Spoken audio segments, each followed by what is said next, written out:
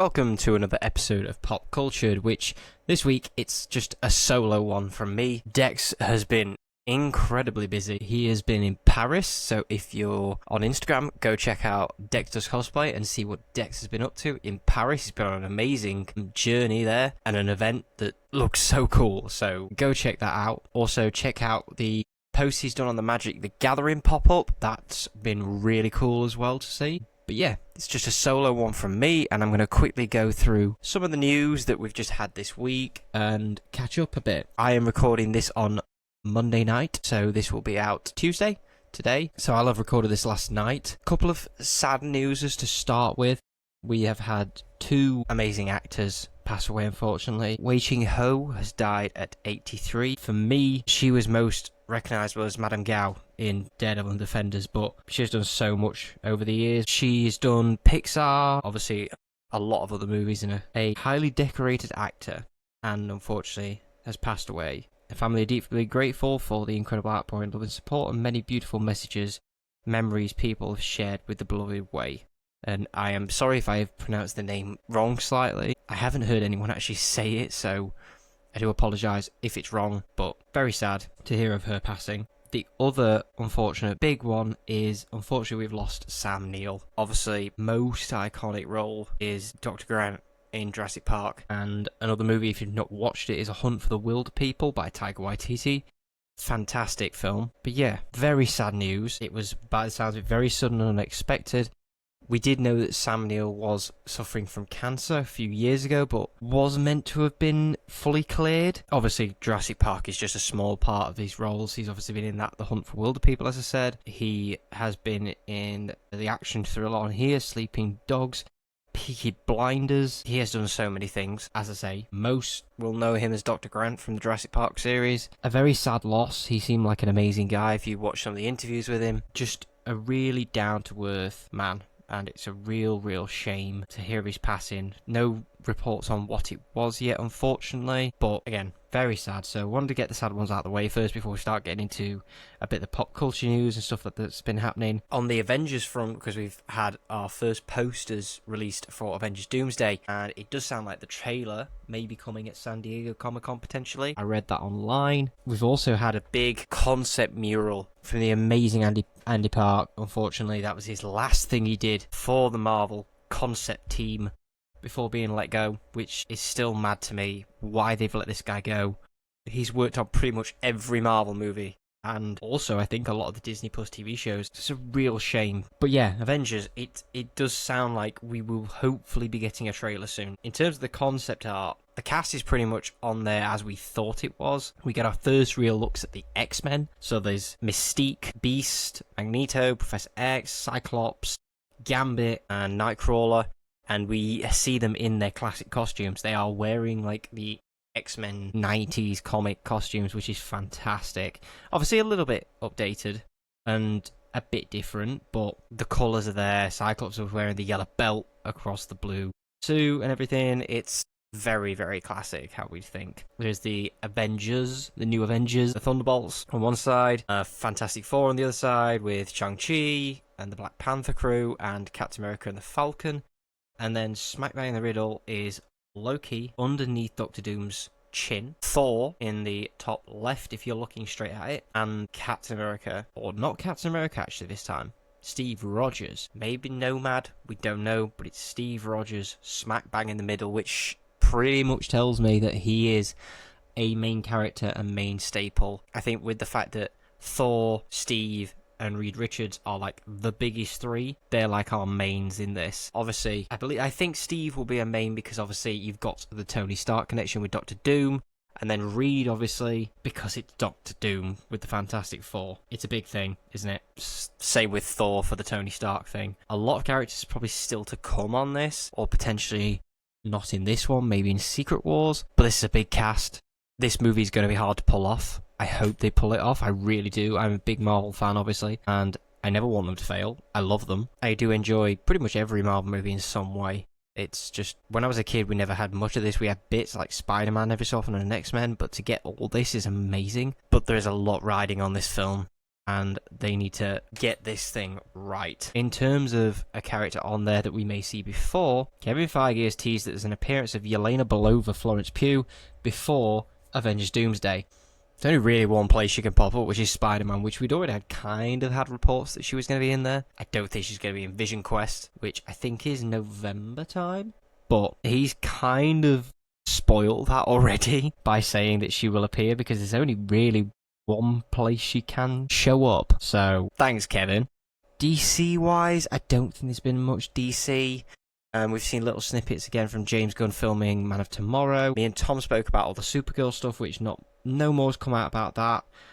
It has been a year since Superman, which is mad to think. It's been an entire year since that film came out. On to a film I'm very excited to see. I will be going on Sunday night to see The Odyssey. The reports are saying this film is amazing. There's been a lot of backlash on stuff, the casting and stuff, and Christopher Nolan has backed up his casting and his cast and helped, and doesn't bother me at all. This film looks incredible, artistically, stylistically. I love it. There was a lot of backlash for the actual costumes as well. I don't care. It's a mythological film. I know it's set in Greek times, but still, this is a myth. I think the costumes are fantastic. I think this film just looks incredible. I haven't seen a Christopher Nolan film that I haven't liked yet. Genuine. Every one I've seen, I have liked. And I'm not saying I've seen them all, so I could easily say that, yeah, I don't like this one. But everything I've seen, I love and trust him. Oppenheimer being his last film, Oppenheimer was just on another level. Like, it wasn't action or anything, it was just but it was so tense, and so well acted that I trust Christopher Nolan with this. It's a very different genre to what we've seen him do before, which I'm also very excited to see how he tackles something completely different. He's done very different genres now. Historical stuff, obviously dipped his toe into the superhero genre with the Batman trilogy, but this looks really, really exciting, and the reviews are saying it's really good, so I cannot wait to see this movie.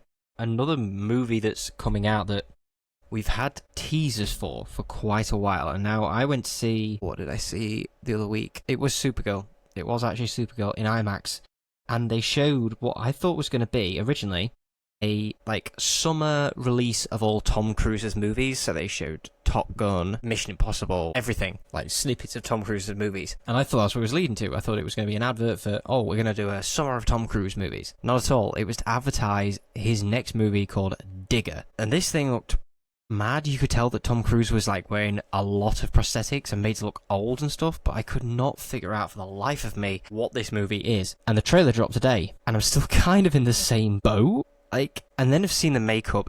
You can tell it's Tom Cruise, but it's an aged Tom Cruise. From what I can get, is this guy is meant to be the wealthiest man in the world, causes a problem, but then wants to become the savior by sorting the problem he caused. I couldn't tell if this is meant to be a comedy or what this is. It is very quirky. It's really, really weird looking. The tagline reads Dig or Die. I'm guessing he's an oil baron. I'm trying to read what... I'm going to read a synopsis here a little bit. Cruise's character is portrayed as a wealthy billionaire who initially doesn't care that his actions have started melting the polar ice caps, a process that will result in trillions of dollars in damage unless disaster is averted. A news report shown on the TV features a brief clip of poor old London getting flooded. So, yeah, it's like he's caused some sort of natural disaster by melting the ice caps, and he's going to try and stop it. Mad concept on how it looks and everything, so very interesting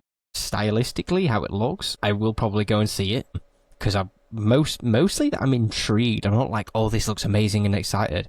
I want to know what this film is, because usually you could pinpoint stuff, and I cannot pinpoint this whatsoever. It looks mad. We had another trailer for Dune, which again looks incredible, and I don't want to see any more Dune trailers now. That's it. Leave it. If there is any more, I won't be watching them. I am in the boat that I know nothing about where this goes, so I'm really intrigued. I haven't read the books. I've got a friend who's read the books, and he's told me the bits the movie's missed up until this point, but I don't know where it goes next. So I'm really interested to see where it goes. Don't know how Jason Momoa's character is back, because I thought he died, but it looks really, really intriguing. We had a trailer for Avatar: The Last Airbender, Aang: The Last Airbender, which is a lot more adult than I expected. It looks like they've done pretty much everyone who watched the cartoons as a kid, which I gotta be honest, I didn't. I watched snippets of them when it was on Toonatic, I want to say. I think it was Toonatic. Yeah. And I watched bits of it, but I never watched the whole thing. I'm now watching the Netflix series, the live action, which I'm quite enjoying, but I might go and watch the animated one because I've seen a few people saying it misses a lot. So I will probably go and watch the animated one to catch up. But this movie looks really good. Dave Bautista is in it. I believe this is the movie that got leaked as well a while back, and the guy's in real bother for that. I haven't seen any of the leaks or anything, so I avoided it. The only thing I've seen is this trailer, and it looks really cool. The animation style looks amazing. The powers usage looks flipping awesome. Yeah, I will be checking this out, but I may try and catch up on the animated before I do that. We had teasers for Godzilla Minus Zero. Can't really say much because it doesn't reveal much, which is great. I don't want it to.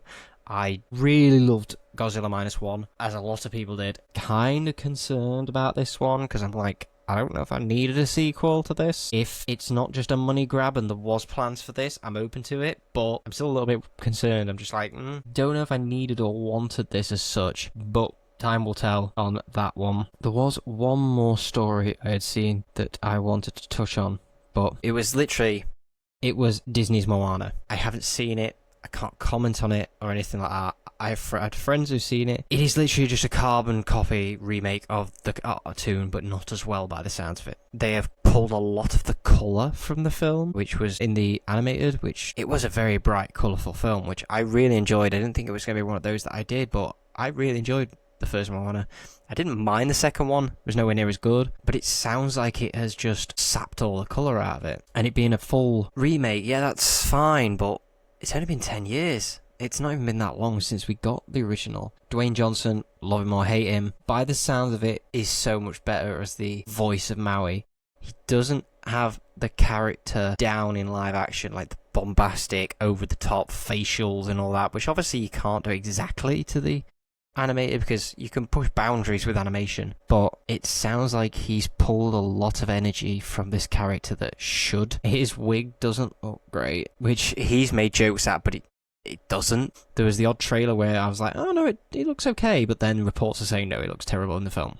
It looks awful. The muscle suit doesn't look great either. I don't know how you would have done that, because although The Rock is big, he wasn't like the Maui size. Maui is just ridiculous. He's weird looking shape, obviously, in the animated series. He's like huge at the top and goes short and thinner, which you can't really bring to live action, but they tried their best, and I don't know if it translated that well.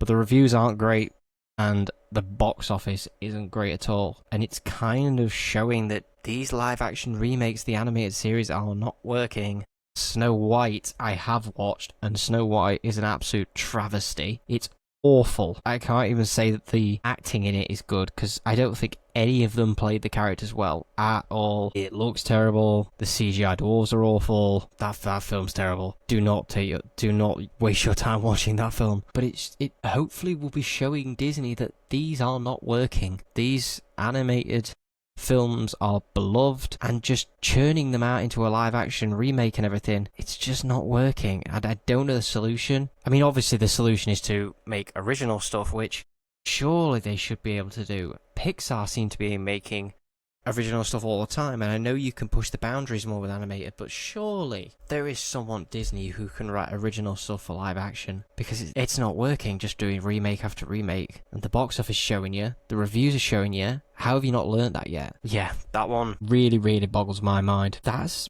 pretty much it for what I've seen. There's one just popped up here that The Nightmare on Elm Street is getting a reboot. I've still never watched the originals. I've watched snippets of the originals, so I know quite a lot about them. I did watch the remake, didn't think much to it. Yeah, don't know how that one's going to go. That's not a great one. I don't know how true some of these are. The Hunt for Gollum will use AI to de-age some of the Lord of the Rings characters.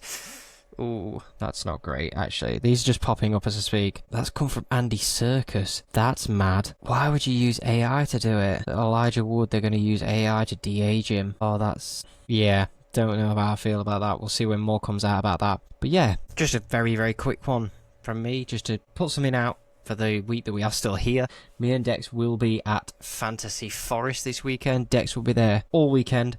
I will be there on the Saturday only, unfortunately. But if you do listen to this and you do go to Fantasy Forest, please come and say hi. We will be doing videos and stuff all weekend, maybe doing a few interviews and stuff, so catch us there. And please follow us on the socials, popcultured.pod. Dex is so much better at this than I am. We're remembering which one's which, but search for Pop Cultured and we will pop up. Please subscribe on the YouTube, follow us on the Spotify account, everything. It means a lot to us when someone does that, so yeah, really appreciate you, and we shall see you soon.